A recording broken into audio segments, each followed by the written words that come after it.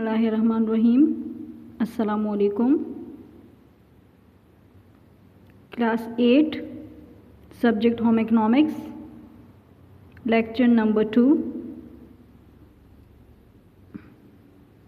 Lecture number 2 start लेते हैं हम पेज 4 घरेलू माशियात के अगराज से। घरेलू माशियात के अगराज, एम्स ऑफ होम इकनॉमिक्स। 1961 के AHEA के कन्वेंशन के मुताबिक घरेलू माशियात की बुनियाद इन अगराज पर हैं। कौन से अगराज हैं घरेलू माशियात के जो कन्वेंशन के मुताबिक किन बुनियाद और किन अगराज पर हैं? नंबर 1, खानगी और ख़ानदानी ज़िंदगी के लिए अफराद की तालीम और तरबियत और इनके तमाम ज़राए वसाइल और अशिया में बेहतरी के असबाब पैदा करना जो ख़ानदान के इस्तेमाल में हों। यानी ख़ानदानी ज़िंदगी के लिए अफराद की तालीम और तरबियत और उनके तमाम ज़राए और वसाइल, यानी कौन से उनके ज़राए और वसाइल हैं,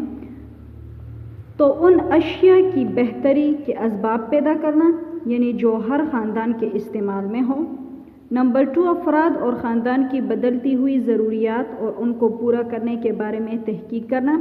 यानी अफराद और ख़ानदान की बदलती हुई ज़रूरियात कौन कौन सी हैं। जिस तरह उम्र बढ़ने के साथ साथ हमारे खुराक, लिबास यानी पहनाव, इन अशिया में तब्दीली आती हैं, इसी तरह यानी इन बदलती हुई ज़रूरियात को पूरा करने के बारे में तहकीक करना, यानी कौन सी ऐसी तहकीक हम करें कि उसकी बिना पर हमारी जो बदलती हुई ज़रूरियात हैं हम उनको पूरा कर सकें। नंबर 3 है ख़ानदान और अफराद के लिए इलाकाई, मुल्की और आलमी सतह पर साजगार माहौल को परवान चढ़ाना, यानी ख़ानदान और अफराद के लिए, ख़ानदान और ख़ानदान के अफराद के लिए जो इलाकाई यानी इलाके के अंदर, इलाके में, मुल्की यानी मुल्क में और आलमी सतह पर यानी इंटरनेशनल लेवल पर उनको पुरसुकून माहौल, यानी जो माहौल उनके लिए साजगार हो, उनको के लिए अच्छा हो, तो उन्हें वो माहौल प्रोवाइड करना है, यानी वो माहौल मुहैया करना है। ख़ानदान घरेलू माशियात का मरकज़ है, यानी ख़ानदान जो हैं तो वो घरेलू माशियात का मरकज़ है, यानी सेंटर है उसका, और पेशावराना महारत इन मकासद का हुसूल है। और जो हमारी पेशावराना महारत हैं, यानी जिस शोबे से भी हमारा ताल्लुक़ है या जिस शोबे में हम हैं उस शोबे में हमें महारत हासिल है, तो उनका मकासद का हुसूल, ये वो ज़ाब्ता तालीम है जिसका शख्सियत और ख़ानदानी आसूदगी से गहरा ताल्लुक़ है। यानी कौन से ज़ाब्ते तालीम है कि इसमें शख्सियत और ख़ानदानी सुकून, यानी इसका ख़ानदानी सुकून से गहरा ताल्लुक़ है। घरेलू माशियात ख़ानदानी ज़िंदगी में यगानगत पैदा करके अफराद की ज़हनी आसूदगी का सबब है जो किसी भी मुआशरे के लिए तरक्की और बहबूद का ज़ामिन है। यानी घरेलू माशियात ख़ानदानी ज़िंदगी में इत्तेहाद पैदा करने, इत्तेहाद मोहब्बत पैदा करके अफराद की ज़हनी सुकून का सबब है। यानी यही ज़हनी सुकून, यही इत्तेहाद और मोहब्बत किसी भी मुआशरे के लिए तरक्की और बहबूद का ज़ामिन है। यानी अगर घरेलू माशियात की वजह से ख़ानदानी ज़िंदगी में इत्तेहाद पैदा होगा, अफराद के दरमियान इत्तेहाद और मोहब्बत होगी, अफराद के दरमियान ज़हनी सुकून होगी, तो यही लोगों की वजह से, इन्हीं अफराद की वजह से हमारे मुआशरे की तरक्की भी होती रहेगी। फिर घरेलू माशियात के मकासद आ जाते हैं। घरेलू माशियात के मकासद क्या हैं, यानी ऑब्जेक्टिव्स ऑफ होम इकनॉमिक्स क्या हैं। घरेलू माशियात के मकासद को 2 ग्रोह में तकसीम किया जाता है, यानी 2 ग्रुप हैं। उनमें पहला ग्रुप कौन सा है? अमूमी मकासद हैं, यानी अमूमी मकासद हैं। तो अमूमी मकासद जो हैं वो है जनरल ऑब्जेक्टिव्स। जनरल ऑब्जेक्टिव्स में क्या है, यानी मंदरजा झेल मकासद के ज़रिए ख़ानदान और अफराद में सलाहियत, इस्तिताअत और अहलियत पैदा की जा सकती है। इस्तिताअत यानी जो उनके बस में हो, जो उनके इस्तिताअत के मुताबिक हो, یعنی ایسے اقدار کا تعین کرنا جو ذاتی، خاندانی اور معاشرتی زندگی کو معنی دے اور ان اقدار کی روشنی میں مناسب مقاصد کا تعین کرنا، یعنی ایسے اقدار کہ جو ہمارے ذاتی، خاندانی اور معاشرتی زندگی کو کوئی معنی دے، یعنی اس سے ہم کچھ حاصل کریں، ہم کچھ سیکھیں،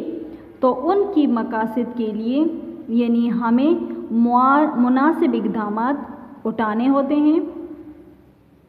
پھر ہے اگلا پوائنٹ، خاندانی مدار کے ہر دور میں ایسا گھریلو اور سماجی ماحول پیدا کرنا جس کے ذریعے افراد خانہ کی صحت مند نشو و نما ممکن ہو سکے، یعنی خاندانی مدار کے ہر دور میں، یعنی جب بچہ پیدا ہوتا ہے،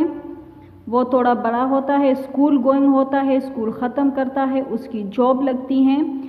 یعنی پھر جو گھریلو اور سماجی ماحول ہوتا ہے تو اس کے ذریعے سے افراد خانہ کی صحت مند نشو و نما ممکن ہو سکے، یعنی افراد خانہ کے گھر کے افراد کی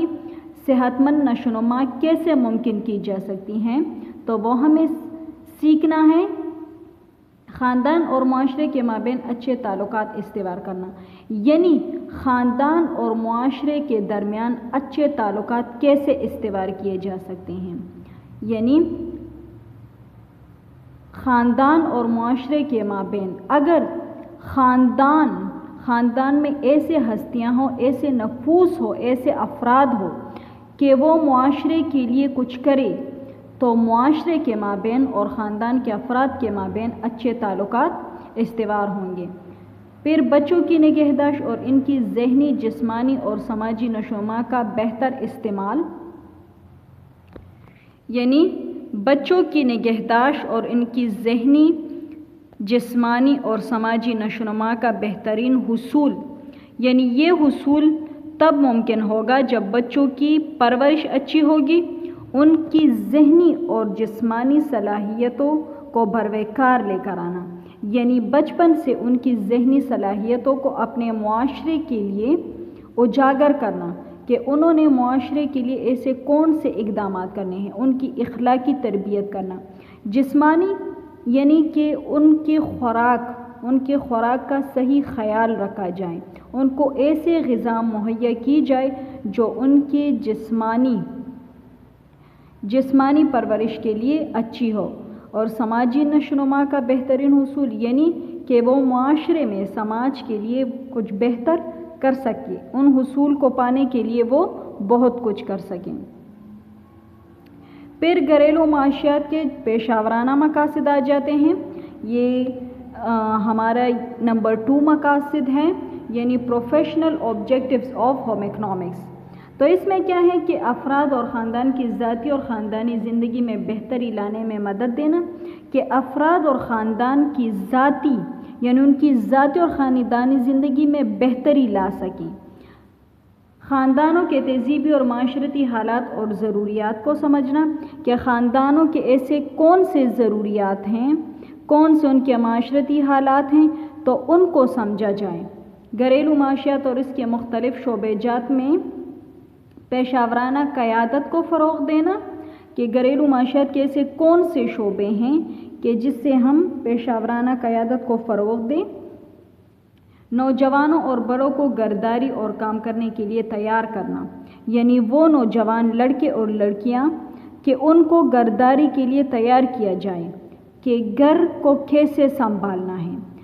گھر کے کام، گھر کے اخراجات، ان کی تنظیم کے بارے میں بتانا چاہیے۔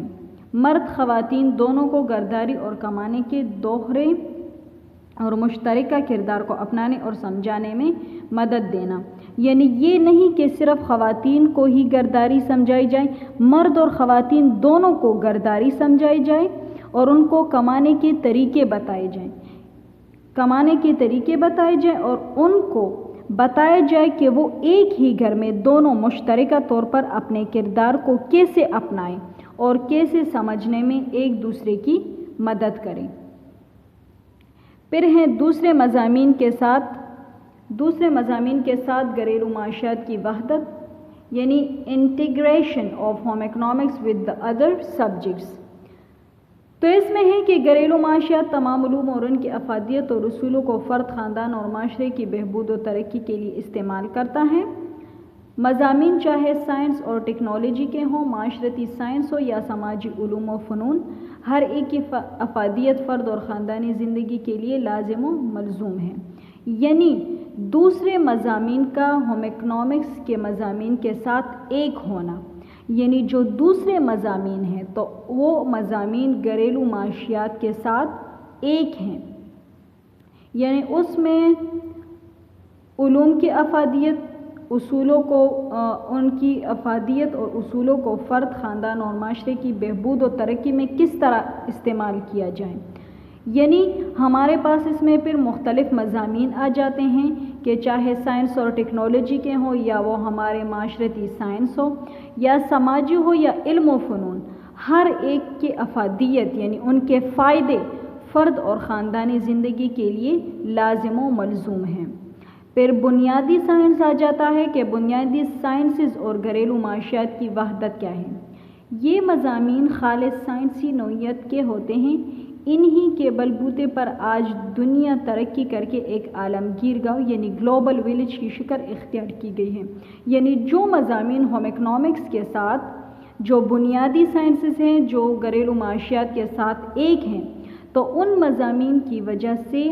آج جو دنیا ترقی کر رہی ہیں تو ایک عالمگیر گاؤں یعنی ایک عالمگیر گاؤں کی شکل انہوں نے اختیار کی ہیں۔ کس وجہ سے؟ یعنی سائنس اور ٹیکنالوجی کی بدولت۔ پھر آ جاتا ہے حیاتیاتی سائنسز۔ تو حیاتیاتی سائنسز یعنی بائیولوجیکل سائنسز میں ہم کیا پڑھتے ہیں کہ یہ علوم خلیوں کی بناوٹ اور ان کے افعال، مختلف حیاتیاتی نظاموں اور ان پر اثر انداز ہونے والے عوامل کا مطالعہ کرتے ہیں۔ یعنی یہ علوم جراثیم کی بناوٹ، افزائش اور ان میں ہونے والی تبدیلیوں یعنی جینیاتی تبدیلیاں، جینیاتی بیماریاں،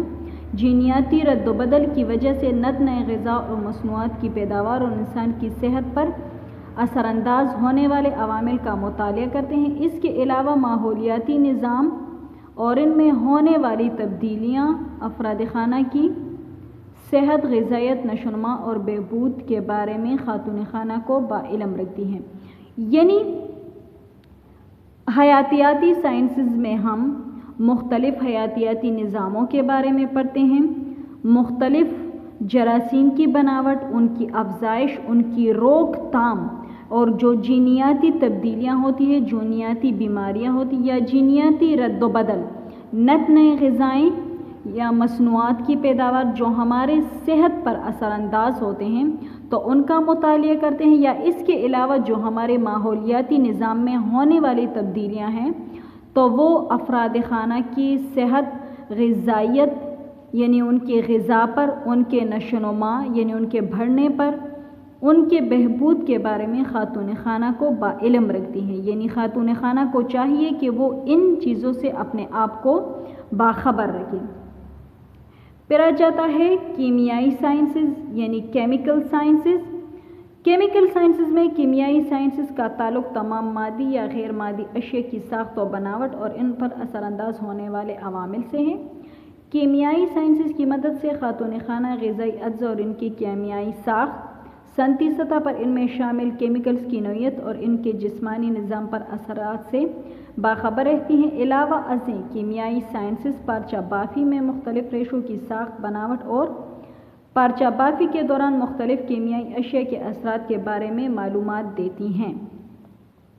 یعنی کیمیائی سائنسز میں ہم کہ کیمیائی سائنسز سے جو مادی یا غیر مادی اشیاء کی ساخت و بناوٹ ہیں وہ اثر انداز ہوتے ہیں، یعنی وہ عوامل ہم اس میں پڑھتے ہیں۔ پھر کیمیائی سائنسز کی مدد سے خاتون خانہ غذائی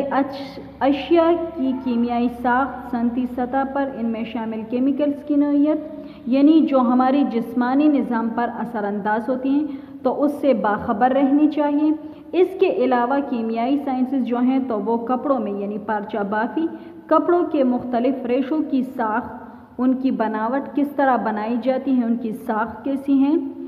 اور پرچابافی کے علاوہ جو مختلف کیمیائی اشیاء ہیں ان کے اثرات کے بارے میں معلومات دیتی ہیں۔ یہ جو کیمیائی سائنسز ہیں یعنی مختلف کیمیکلز جو استعمال ہوتے ہیں،